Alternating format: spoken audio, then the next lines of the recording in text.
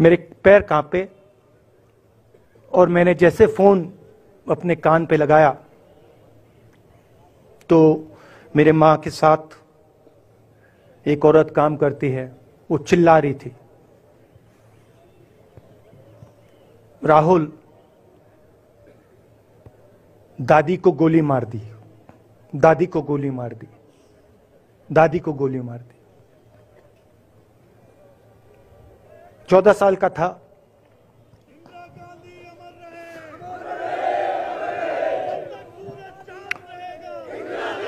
देखिए, ये जो मैं कह रहा हूं, ये जो मैं कह रहा हूं, ये जो मैं अभी कह रहा हूं, ये बात प्रधानमंत्री को नहीं समझ आएगी, ये बात अमित शाह जी को नहीं समझ आएगी, ये बात डोवल जी को भी नहीं समझ आएगी, मगर ये बात कश्मीर के लोगों को समझ आएगी, ये बात सीआरपीएफ के लोगों को समझ आएगी, ये बात आर्मी के लोगों को समझ आएगी, उनके परिवारों को समझ आएगी। तो मेरे जो मुझसे नफरत करते हैं उनको क्यों ना मैं एक मौका दूं कि मेरी सफेद शर्ट का रंग बदल दें, लाल कर दें।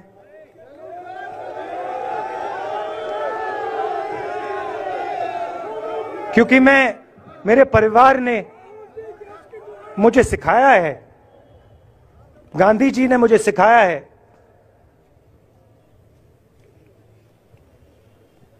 कि अगर जीना है तो डरे बिना जीना है, नहीं तो जीना नहीं है।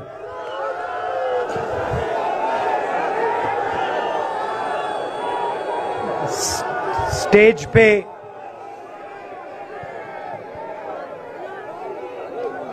वरिष्ठ नेता,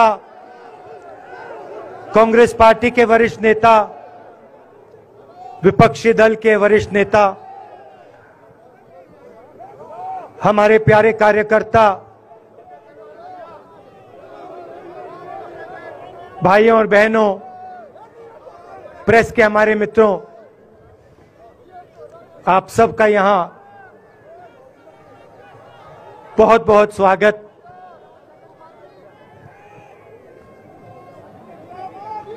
आप आज यहां बर्फ में खड़े हैं, मगर आप में से किसी को सर्दी नहीं लग रही है। आप बारिश में खड़े हुए, कोई भीगा नहीं।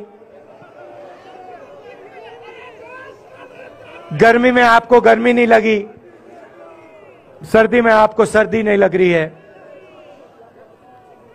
क्योंकि देश की शक्ति आपके साथ है।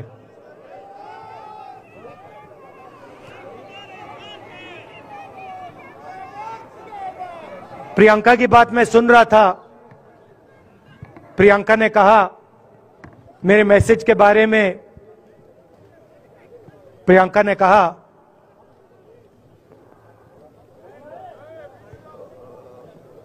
नॉर्मली होता नहीं है, मगर मेरे आंख में आंसू आए।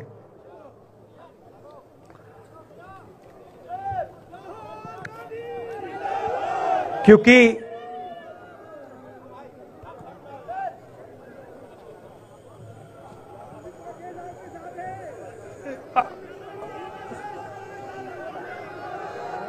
मैं कन्याकुमारी से चला, शुरुआत की और पूरे देश में हम पैदल चले। मैं सच बताऊं, आपको अजीब लगेगा, मगर मैं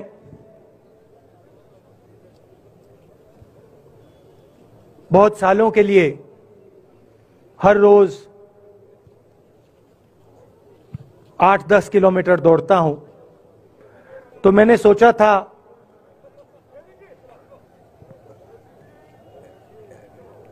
देश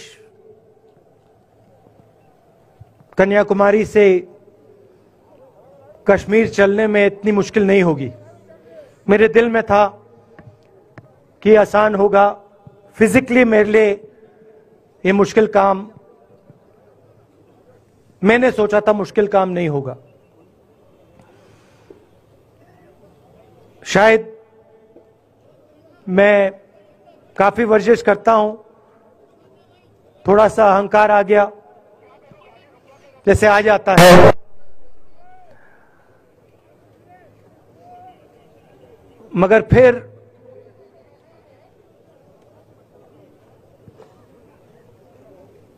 बात बदल गई। जब मैं छोटा था,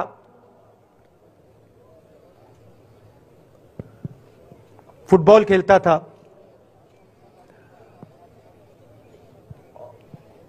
और कॉलेज में जब मैं फुटबॉल खेल रहा था, एक बार मुझे बहुत जोरों से घुटने में इंजरी हुई थी।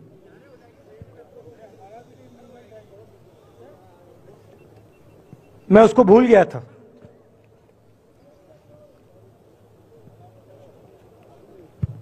घुटने में दर्द नहीं होता था, भूल गया था उसको, दर्द गायब हो गया था। मगर कन्याकुमारी से 5-7 दिन बाद घुटने में प्रॉब्लम आई, और जबरदस्त प्रॉब्लम आई। पूरा अहंकार उतर गया, और मैं सोचने लगा, क्या मैं ये जो 3500 किलोमीटर हैं, क्या मैं इनको चल पाऊंगा या नहीं। तो जो मैंने सोचा था आसान काम होगा, वो काफी मुश्किल हो गया। मगर फिर मैंने किसी ना किसी तरीके से ये काम पूरा कर दिया। बहुत कुछ सीखने को मिला, बहुत कुछ सीखने को मिला। मैं आपको बोलूं तो दर्द सहना पड़ा काफी, मगर सह लिया। रास्ते में एक दिन मुझे दर्द हो रहा था, काफी दर्द हो रहा था, और मैं सोच रहा था 6-7 घंटे और चलने हैं। और उस दिन मुझे लग रहा था कि आज मुश्किल है। और एक छोटी सी बच्ची आई, दौड़ती हुई आई मेरे पास, और मुझे कहती है कि मैंने तुम्हारे लिए कुछ लिखा है, मगर तुम अभी मत पढ़ो, इसको बाद में पढ़ना।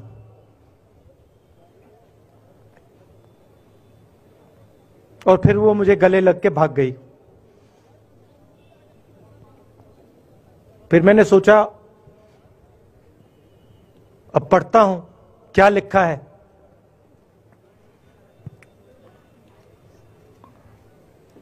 तो उसने लिखा था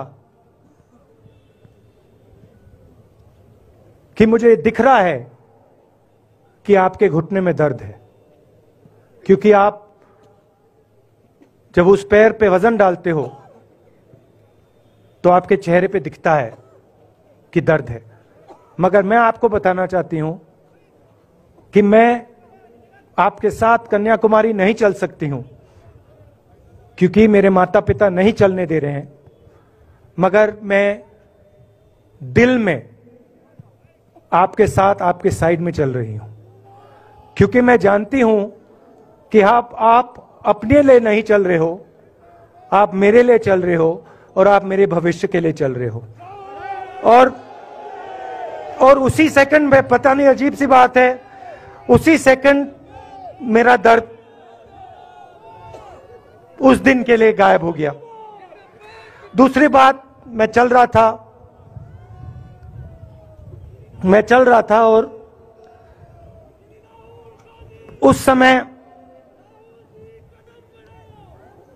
उसी समय वहां पे थोड़ी सर्दी बढ़ रही थी। सुबह का समय था, और 4 बच्चे आए।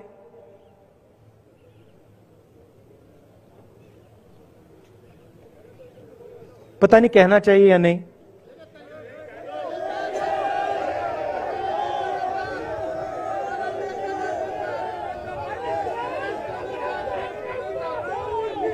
तो कह देता हूं, छोटे से बच्चे थे, भिखारी थे, भीख मांगते थे और मेरे पास आए। कपड़े नहीं थे, मैंने देखा। शायद मजदूरी भी करते थे तो थोड़ी मट्टी थी उन पे। खैर, मैं ये चीजें देखता नहीं हूं, तो मैं उनके साथ गले लगा, घुटनों पे गया, ऐसे उनको पकड़ा मैंने, क्योंकि मैं उनकी लेवल पे रहना चाहता था। और फिर, नहीं सुनिए, मैं ये बात कहना नहीं चाह रहा था मगर कह दूंगा। तो उनको ठंड लग रही थी, वो कांप रहे थे। शायद उनको खाना नहीं मिला था, छोटे बच्चे मजदूरी कर रहे थे।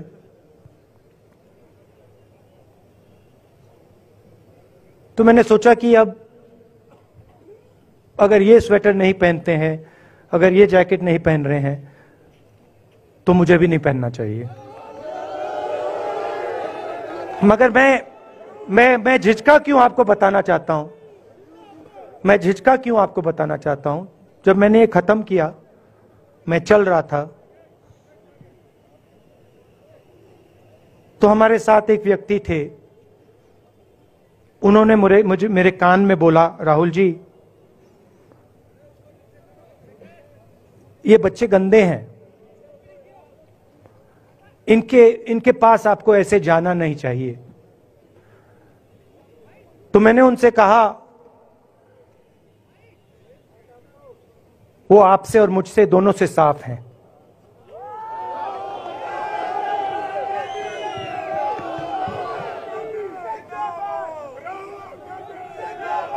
तो देश में कभी कभी यह विचारधारा दिखाई दे जाती है। दूसरी बात आपको बता देता हूं, शायद लोगों को अच्छी ना लगे। जब मैं चल रहा था, आपने देखा होगा कि बहुत सारी महिलाएं रो रही थी। आपने देखा? आपको मालूम है क्यों रो रही थी?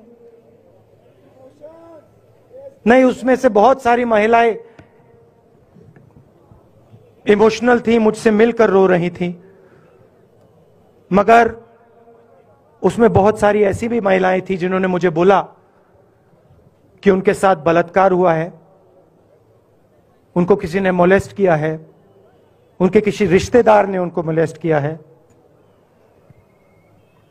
और जब मैं उनसे बोलता था, बहन मैं पुलिस को बताऊं, तो मुझे कहती थी, राहुल जी पुलिस को मत बताइए, हम चाहते हैं कि आपको यह बात मालूम हो, मगर पुलिस को मत बताइए, हमारा और भी नुकसान हो जाएगा। तो ये हमारी देश की सच्चाई है। ऐसी बहुत सारी और मैं कहानियां आपको बता सकता हूं।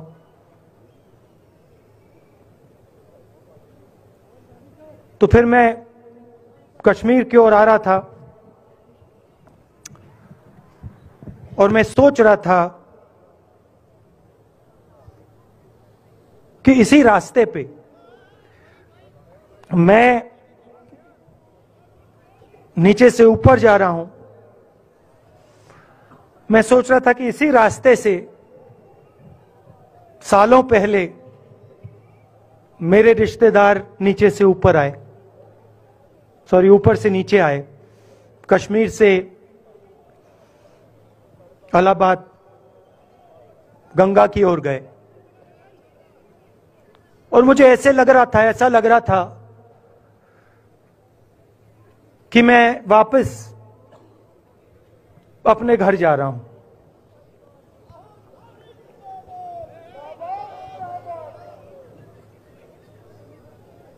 घर मेरे लिए जब से मैं छोटा था, मैं सरकारी घरों में रहा हूं, मेरा अपना घर नहीं है। तो मेरे लिए घर, जिसको जो स्ट्रक्चर होता है, उसको मैंने कभी घर नहीं माना। वो मेरे लिए, मैं कहीं भी रह लूं, वो एक इमारत होती है, वो घर नहीं होता है। घर मेरे लिए एक सोच है, एक जीने का तरीका है, एक सोचने का तरीका है।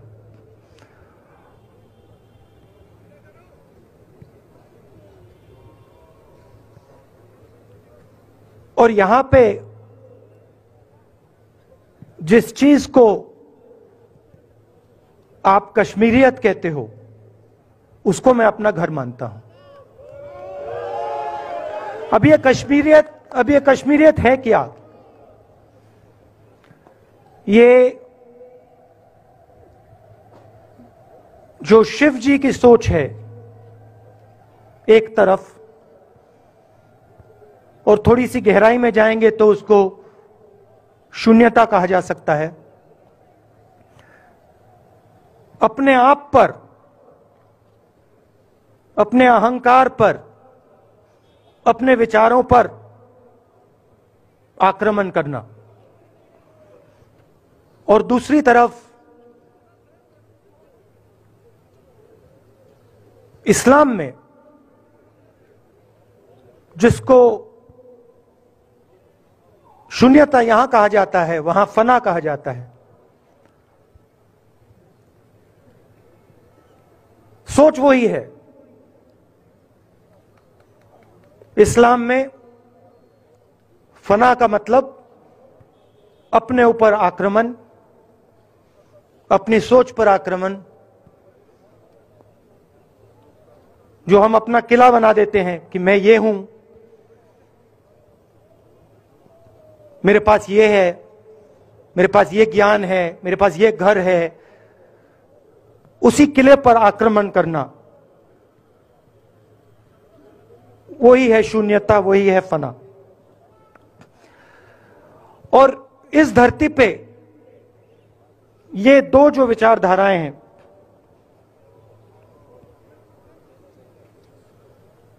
इनका एक बहुत गहरा रिश्ता है, और ये सालों से रिश्ता है, जिसको हम कश्मीरियत कहते हैं। यही सोच बाकी स्टेट्स में भी है। गांधी जी वैष्णव जनतों की बात करते थे, जिसको हम यहां शून्यता, फना कहते हैं, उसको गुजरात में वैष्णव जनतो कहा जाता है। असम में शंकर देव जी ने भी यही बात कही।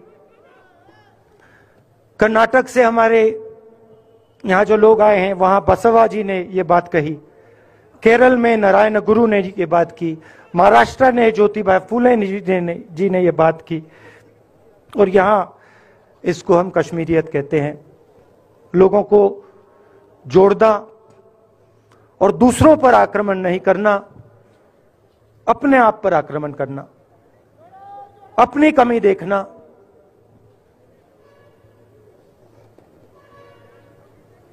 मैंने आपको कहा कि मेरा परिवार कश्मीर से गंगा की ओर गया था। इलाहाबाद संगम के बिल्कुल किनारे वहां पास में हमारा घर है।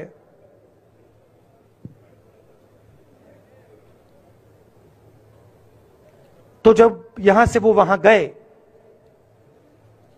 उन्होंने कश्मीरियत की जो सोच थी उसको गंगा में डाला था। गंगा में ले गए उस सोच को, और उत्तर प्रदेश में उस सोच को फैलाया था, जिसको उत्तर प्रदेश में गंगा जमुना तहजीब कहा जाता है।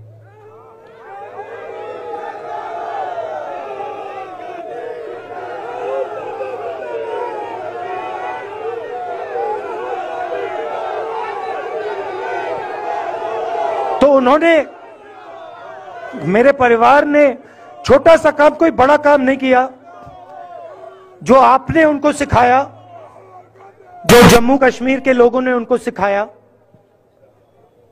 लद्दाख के लोगों ने सिखाया, क्योंकि उसमें बौद्ध धर्म भी है, उनके पास भी वही सोच, शून्यता की सोच उधर भी है। वो उसको ले गए और उस विचारधारा को, सोच को गंगा में उन्होंने रखा। तो मैं ये सोच रहा था जब यहां आ रहा था, पैदल चल रहा था, और मुझे सिक्योरिटी वालों ने कहा था कि देखिए, आप पूरे हिंदुस्तान में चल सकते हो, जम्मू में भी चल सकते हो, मगर आखिरी जो 4 दिन हैं कश्मीर में, आपको गाड़ी से जाना चाहिए।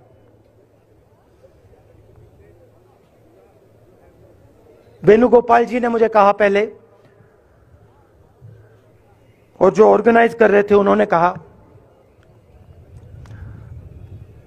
3-4 दिन पहले एडमिनिस्ट्रेशन ने कहा कि देखिए, शायद डराने के लिए, कि देखिए अगर आप पैदल चलेंगे तो आपके ऊपर ग्रेनेड फेंका जाएगा। तो मैंने सोचा,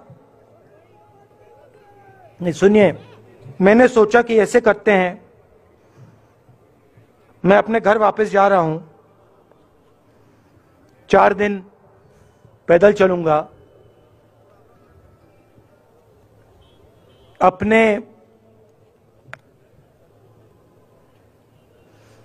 घर के जो लोग हैं उनके बीच में चलूंगा। और मैंने सोचा कि जो मुझसे नफरत करते हैं उनको क्यों ना मैं एक मौका दूं कि मेरी सफेद शर्ट का रंग बदल दें, लाल कर दें।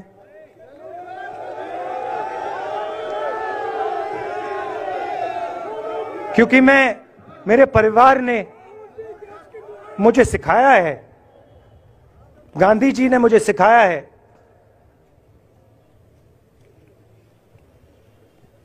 कि अगर जीना है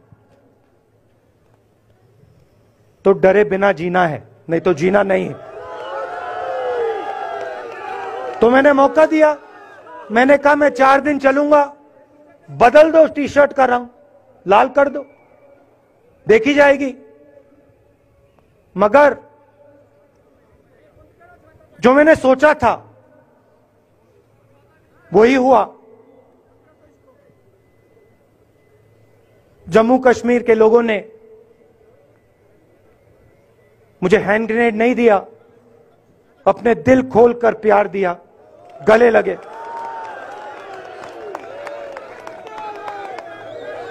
और मुझे बहुत खुशी हुई कि उन सब ने मुझे अपना माना, और प्यार से बच्चों ने, बुजुर्गों ने आंसुओं से मेरा यहां स्वागत किया। मैं अब जम्मू कश्मीर के लोगों से, और जो यहां हमारे सेना के लोग काम करते हैं, सीआरपीएफ के लोग काम करते हैं, उनको मैं कुछ कहना चाहता हूं। सबको, जम्मू कश्मीर के युवाओं को, बच्चों को, माताओं को, सबको, सीआरपीएफ के, बीएसएफ के, आर्मी के जवानों को, उनके परिवारों को, उनके बच्चों को मैं कहना चाहता हूं, देखिए, मैं हिंसा को समझता हूं, मैंने हिंसा सही है, देखी है। जो हिंसा नहीं सहता है, जिसने हिंसा नहीं देखी है, उसे यह बात समझ नहीं आएगी। जैसे मोदी जी हैं, अमित शाह जी हैं, आरएसएस के लोग हैं, उन्होंने हिंसा नहीं देखी है।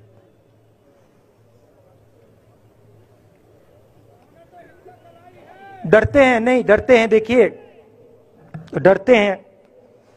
यहां पे हम 4 दिन पैदल चले, मैं आपको गारंटी देके कह सकता हूं कि बीजेपी का कोई नेता ऐसे नहीं चल सकता है। और इसलिए नहीं क्योंकि जम्मू कश्मीर के लोग, इसलिए नहीं क्योंकि जम्मू कश्मीर के लोग उनको चलने नहीं देंगे, इसलिए क्योंकि वो डरते हैं। खैर, मैं अपने जम्मू कश्मीर के लोगों को, युवाओं को, बुजुर्गों को और आर्मी के लोगों को, सीआरपीएफ, बीएसएफ लोगों को थोड़ा सा बताना चाहता हूं। देखिए, मैं जब 14 साल का था, स्कूल में था, सुबह ज्योग्राफी की क्लास में था, मैं पढ़ रहा था, सामने बैठा था और मेरी एक टीचर आई, अंदर आई और उसने कहा, राहुल तुम्हें प्रिंसिपल बुला रहा है। मैं बदमाश था, बहुत बदमाश था जब छोटा था। बहन से पूछ सकते हो क्या क्या करता था मैं, अभी भी करता हूं।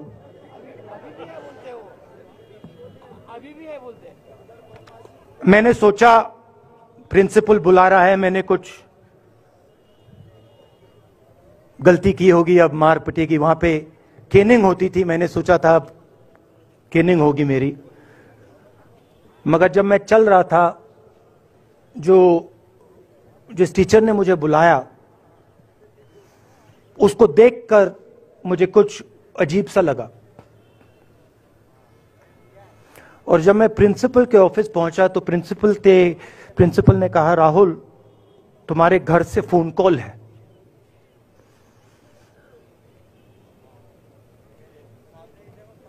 और जब मैंने उसके शब्द सुने, मुझे पता लग गया कुछ गलत हो गया है। मेरे पैर कांपे और मैंने जैसे फोन अपने कान पे लगाया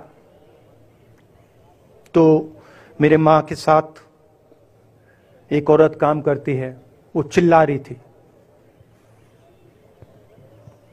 राहुल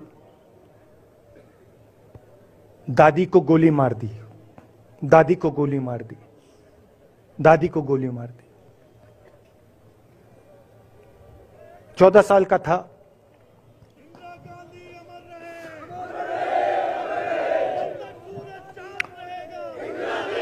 देखिए, ये जो मैं कह रहा हूं, ये जो मैं अभी कह रहा हूं, ये बात प्रधानमंत्री को नहीं समझ आएगी, ये बात अमित शाह जी को नहीं समझ आएगी, ये बात डोवल जी को भी नहीं समझ आएगी, मगर ये बात कश्मीर के लोगों को समझ आएगी, ये बात सीआरपीएफ के लोगों को समझ आएगी, ये बात आर्मी के लोगों को समझ आएगी, उनके परिवारों को समझ आएगी। तो उन्होंने मुझे कहा, नाम ओंगमू है उसका, उसने कहा दादी को गोली लग गई, दादी को गोली लग गई। और फिर मुझे गाड़ी में वापस ले गए, प्रियंका को मैंने स्कूल से उठाया, मैं वापस गए।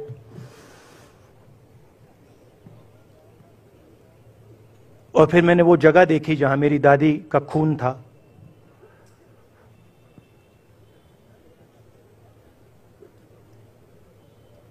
पापा आए, मां आई, मां बिल्कुल हिल गई थी, बोल नहीं पा रही थी।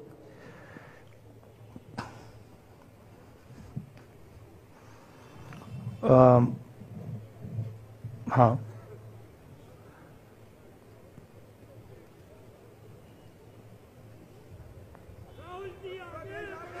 फिर क्या हुआ? तो जब जो हम लोग हैं जिन्होंने हिंसा देखी है,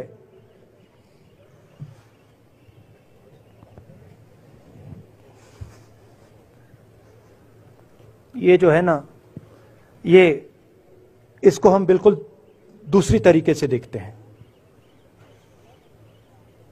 ये आप सबके लिए टेलीफोन है, ये हमारे लिए सिर्फ टेलीफोन नहीं है।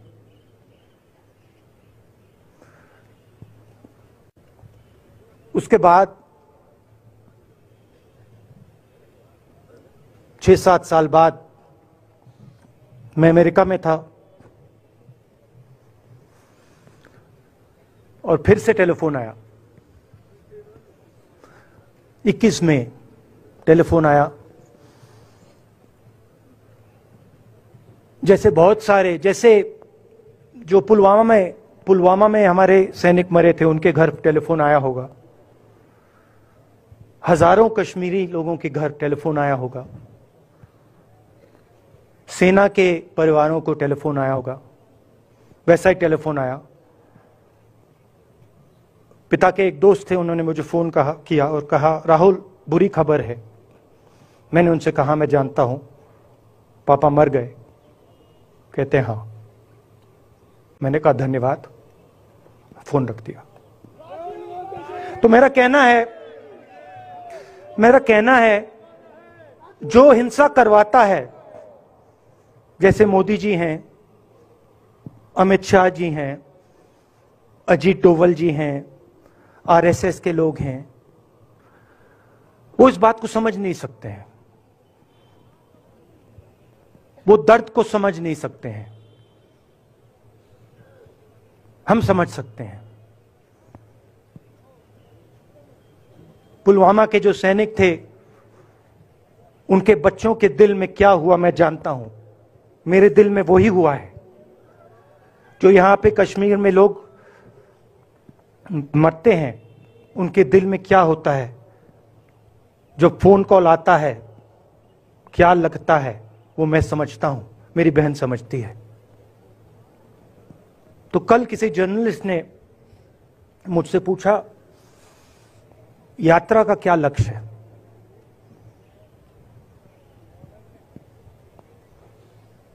कहा कि यात्रा क्या अचीव करना चाहती है, जम्मू कश्मीर में क्या अचीव करना चाहती है। मेरे उस समय दिमाग में आया, मगर मैंने कहा नहीं बोलता हूं, कल भाषण में बोलूंगा। यात्रा का लक्ष्य है कि ये जो फोन कॉल हैं, चाहे ये आर्मी के हों, चाहे सीआरपीएफ के हों, चाहे ये कश्मीर के लोगों के हो, ये फोन कॉल बंद हो जाए।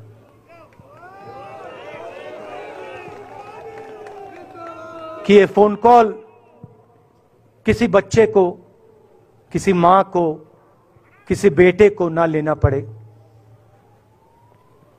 मेरा लक्ष्य ये जो फोन कॉल हैं, इनको बंद करने का है। अब देखिए, बीजेपी आरएसएस के लोग आक्रमण किस चीज पे कर रहे हैं। मुझे गाली देते हैं, मैं उनका धन्यवाद करता हूं, क्योंकि मैंने आपको शून्यता की बात की, शिव की बात की, उसको मैं समझता हूं और मैं दिल से उनका धन्यवाद करता हूं कि जितना भी वो मेरे ऊपर प्रेशर डालें, जितनी भी गाली लगाएं, जो भी वो करें, उससे मैं सिर्फ सीखता हूं। तो मैं एक प्रकार से उनका धन्यवाद करता हूं।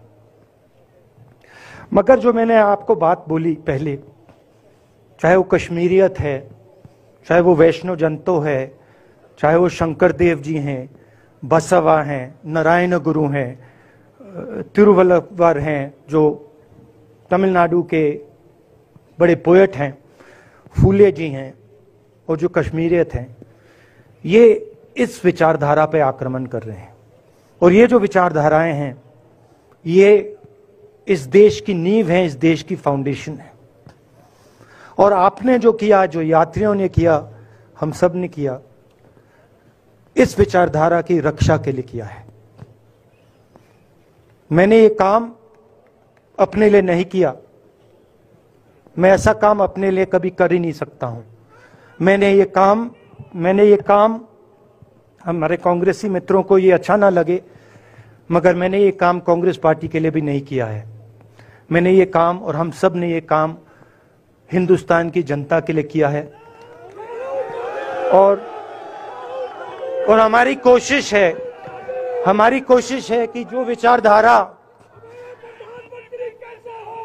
विचारधारा इस देश की नींव को तोड़ने की कोशिश कर रही है, जो विचारधारा इस देश की